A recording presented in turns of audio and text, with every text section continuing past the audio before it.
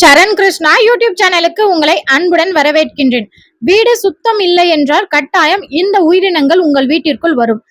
அது எந்தெந்த உயிரினங்கள் அப்படிங்கறத பத்தி தான் இந்த வீடியோல தெளிவா நம்ம பார்க்க போறோம். நம்ம சேனல்ல உள்ள வீடியோவை ஃபர்ஸ்ட் டைம் நீங்க பாக்குறீங்க அப்படின்னா மறக்காம நம்ம சேனலை சப்ஸ்கிரைப் பண்ணி வச்சுக்கோங்க. நம்ம சேனல்ல தொடர்ந்து குலதெய்வ பதிவுகள், ஆன்மீக தகவல்கள் வந்து கொண்டே இருக்கும். வாங்க வீடியோக்குள்ள போகலாம். வீடு சுத்தம் அப்படிங்கிறது நம்ம ஒரு மனிதர்களை எடுத்துக்குவோம். ஒரு மனிதர்கள் உடல் அளவிலும் சுத்தமாக இருக்க வேண்டும், மனதளவிலும் சுத்தமாக இருக்க வேண்டும். அதேதான் வீட்டுக்கும்.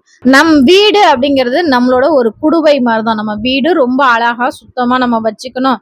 அதே போல அந்த வீட்டுல உள்ள மனுஷங்களும் ரொம்பவே மனதளவுல, உடல் அளவுல சுத்தமாக இருக்க வேண்டும். இது அனைத்துமே ஒன்று சேர இருக்கிற வீட்டுல கண்டிப்பா ஒரு தெய்வீக சக்தி நிரந்தரமா அந்த வீட்டுல இருக்கும். ஒரு வீடு அப்படின்னா பல உயிரினங்கள் வீட்டுக்கு வரதான் செய்யும். அதுல நான் சொல்ற இந்த உயிரினங்கள் உங்க வீட்டுக்கு வந்துச்சு அப்படின்னாலே நீங்களே தெரிஞ்சுக்கலாம் நம்ம வீடு சுத்தம் இல்லாம இருக்கு. அதற்கு நீங்க இந்த எளிய தீர்வையும் பயன்படுத்திக்கலாம். முதல்ல வரக்கூடிய உயிரினங்கள் என்னன்னு பாத்துருவோம். முதல் உயிரினம் பூரான்.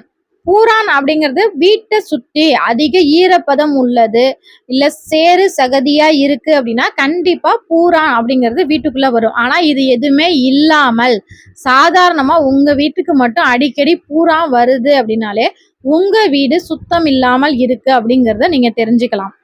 இரண்டாவது உயிரினம் சிலந்தி. என்னங்க சொல்றீங்க, சிலந்திலாம் எல்லார் வீட்லயும் இருக்கிறது தானே. ஒரு சிலர் சொல்லுவாங்க, நாங்க வீட்டுல ஒற்றைய சேர விட மாட்டோம், ஒற்றை உடனே அடிச்சுக்கிட்டே இருப்போம், வாரத்துல ஒரு நாள் கட்டாயம் ஒற்றை அடிச்சிருவோம். அப்பயுமே அவங்க வீட்டுல அதிகமா ஒற்றை சேர்றது, அதிகமா சிலந்தி பூச்சிகள் வழக்கத்தை விட பெரிசாக இருப்பது, இது அனைத்துமே உங்க வீடு சுத்தம் இல்லாததற்கான காரணங்கள். மூன்றாவது உயிரினம் வவ்வால். வவ்வால் ஒரு வீட்டுக்கு வருது அப்படின்னாலே அந்த வீட்டுல தீய சக்திகள், வீடு சுத்தம் இல்லை அப்படிங்கிறது நம்ம தெளிவா தெரிஞ்சுக்கலாம். ஏன்னா வவ்வால் இருட்டடைஞ்ச இடத்துலதான் இருக்கும். வவ்வால் வருவது நம் வீட்டிற்கு நல்லது அல்ல. அதனால கண்டிப்பா வவ்வால் வீட்டுக்குள்ள வரவே கூடாது. நான்காவது உயிரினம் கருவண்டு. கருப்பு நிற பூச்சிகள், அடர் கருப்பு நிற பூச்சிகள். நீங்க எவ்வளவுதான் விரட்டி விட்டாலும் அடிக்கடி உங்க வீட்டுக்குள்ள வருது, உங்க வீட்டுல உள்ளவங்களை துன்பப்படுத்துது அப்படின்னாலே நீங்க கட்டாயம் தெரிஞ்சுக்கலாம் நம்ம வீடு சுத்தம் இல்லாம இருக்கு அப்படிங்கறத. ஐந்தாவது உயிரினம் அனைத்து விஷ பூச்சிகளும் நம்ம வீட்டுக்கு வர்றதா இருக்கட்டும், இல்ல வீட்டுக்கு வந்து வீட்டுல உள்ளவங்களை கஷ்டப்படுத்துறதா இருக்கட்டும், இது போல தொடர்ந்து உங்க வீட்டுல நடந்துச்சு அப்படின்னாலே நீங்க தெரிஞ்சுக்கலாம் நம்ம வீடு சுத்தம் இல்லாமல் இருக்கு. பொதுவாகவே ஒரு வீட்டுல அதிக அடசல்கள் இருந்தா இது போன்ற உயிரினங்கள் வரதான் செய்யும். அடசல்லாம் எதுவுமே இல்ல, நாங்க வீடெல்லாம் சுத்தமா நீட்டா தான் வச்சிருக்கோம், அப்பயும் வருது அப்படின்னா கண்டிப்பா இந்த முறையை உங்க வீட்டுல பயன்படுத்தி பாருங்க. மேலும் உங்க வீட்டுக்கு இது போன்ற பூச்சிகளோட சேர்ந்து ஆந்தைகள் வருவது மற்றும் கருமை நிற பூனை உங்க வீட்டையே வெறித்து வெறித்து பார்ப்பது நல்ல சகுனங்களுக்கான அறிகுறி இல்லாமல் இருப்பது, காகம் வந்து கரையாம இருக்கிறது, சிட்டுக்குருவிகள்லாம் உங்க வீட்டு பக்கமே வராம இருக்கிறது, பல்லிகள் சத்தமிடாமல் இருப்பது, இது அனைத்துமே உங்க வீடு சுத்தம் இல்லாமல் இருப்பதற்கான அறிகுறிகள். அப்படி உங்க வீடு சுத்தம் இல்லை அப்படின்னா முதல்ல நீங்க செய்ய வேண்டியது உங்க குலதெய்வ வழிபாடை வீடு முழுவதும் இந்த 5 பொருட்கள் சேர்ந்து துடைத்து விடுங்கள். கோமியம், கல்லுப்பு, மஞ்சள் மற்றும் பெயர் சொல்லாதது, பச்சை கற்பூரம் சேர்த்து வீடு முழுவதுமாக துடைத்து விட்டு கோமியத்தை மஞ்சள் கலந்து உங்க வீடு ஃபுல்லா தெளிச்சு விடுங்க.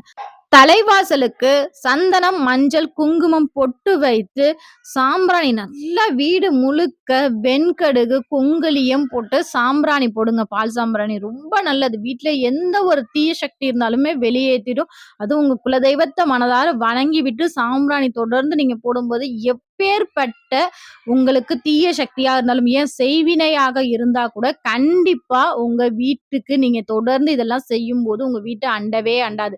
எந்த வீட்டுல குலதெய்வத்தை மனதார வழிபாடு செய்றாங்களோ அந்த வீட்டுல கட்டாயம் குலதெய்வம் வந்து நிக்கும். என் பிள்ளைக்கா நீ வந்து தொந்தரவு கொடுக்குற அப்படின்னு, அது எந்த ஒரு பூச்சி இனங்களாக இருக்கட்டும், இல்ல வேற ஏதேனும் செய்வின கோளாறா இருக்கட்டும், கண்டிப்பா உங்களுக்காக உங்க குலதெய்வம் உங்களுக்காக வந்து நிக்கும். உங்க குலதெய்வம் வந்து நின்னாலே போதும், உங்க வாழ்க்கையில உள்ள அனைத்து கஷ்டங்களுமே உங்களை விட்டு விலகிடும். நீங்க அதுக்கு செய்ய வேண்டியது நீ தலைவாசல உங்க பூஜை அறையில எப்படி பராமரிக்கிறீங்களோ, அதே அளவுக்கு உங்க தலைவாசல பராமரிக்கணும்.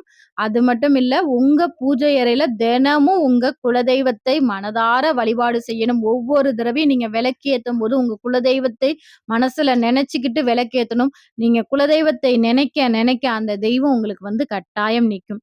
கண்டிப்பா இந்த வீடியோ உங்களுக்கு பயனுள்ளதாக இருக்கும் என்ற நம்பிக்கையில் மற்றொரு வீடியோவில் சந்திக்கிறேன். இந்த வீடியோ உங்களுக்கு பிடிச்சிருந்தா லைக் பண்ணுங்க, ஷேர் பண்ணுங்க, மறக்காம சப்ஸ்கிரைப் பண்ணுங்க. இந்த வீடியோ பற்றின உங்களது கருத்துக்கள மறக்காம எங்களோட கமெண்ட் செக்ஷன்ல ஷேர் பண்ணிக்கோங்க. நன்றி, வணக்கம்.